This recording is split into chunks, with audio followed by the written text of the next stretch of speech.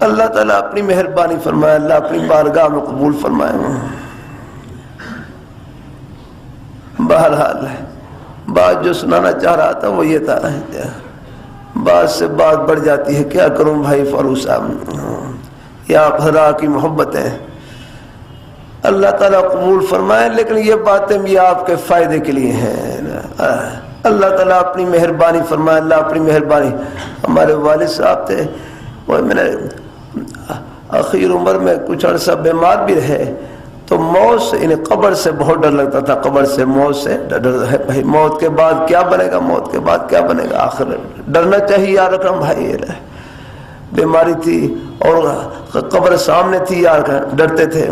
میں یہی دعا کہ بیٹا دعا کریں اللہ آخرت اچھی بنا دے، قبر کا معاملہ اللہ آسان فرما دے یار۔ کہاں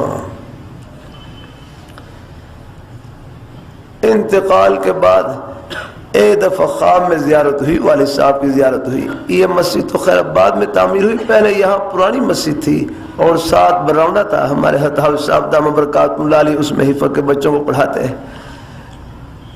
تو خواب میں زیارت ہوئی، والد صاحب یہاں براؤنڈے میں حافظ صاحب کی جو درسگاہ ہے وہاں پر تھے۔ تو میں نے پھر پوچھا ابا جی آپ قبر سے بہت ڈرتے تھے، کیا بنا؟